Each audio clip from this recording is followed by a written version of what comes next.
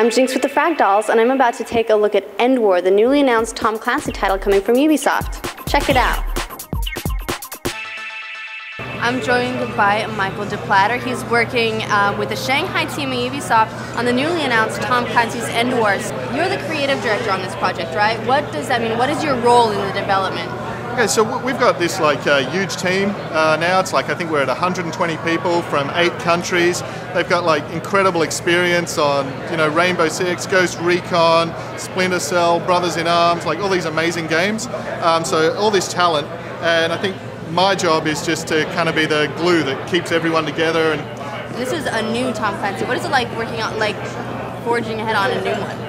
It's hugely exciting. I'm a big fan, especially of Ghost Recon and the military side of that game. The sort of that sense of being the soldier of the future, and Splinter Cell. So we've really got some big shoes to fill. And you're not just going into the next generation of games, but you're taking it into RTS, which is something that hasn't really been done a lot on the console before. How are you guys doing that? I think it all comes back to the same thing, really, of being next gen.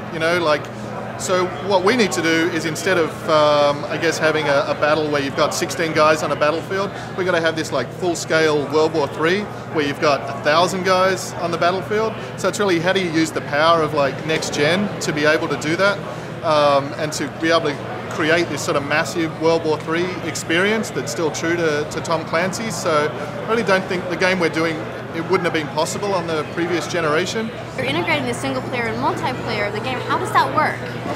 Yeah, well, the thing that we've done is we've designed the game right from the beginning to be multiplayer focused. So any mission, any battle that you go into, you can play it single player, you can play it co-op against the AI, or you can play it multiplayer, so any game. But then, as well as that, we've got this massive multiplayer MMO, basically, campaign. So every player all around the world is participating in the same sort of huge, full-scale World War III. And then, as you fight a battle, your results contribute to how the entire war is going. So if you win, you can see the front lines of the war go forward. You lose, you can see it go back. You're really a part of this massive World War III, along with all the other players in the game around the world. So. Yeah, and I heard that you're doing something else interesting with that. So something about voice commands? Yeah, so we really thought, okay, we're trying to give the player the experience of being a general. And as a general, how is it that you order your troops around? And it's by telling them what to do. So we wanted to give the player that same experience. So we use the headset, and you can play the whole game just by talking to your soldiers. And it's just totally immersive to be, giving the guys the orders. So Unit 3 attack, and to hear the yes sir, and it creates that connection to your soldiers, so they really feel like living, breathing guys on the battlefield as well. Well, thank you for taking the time to talk to me today. Yeah, thank you. Pleasure. Thanks. I'm looking forward to playing it.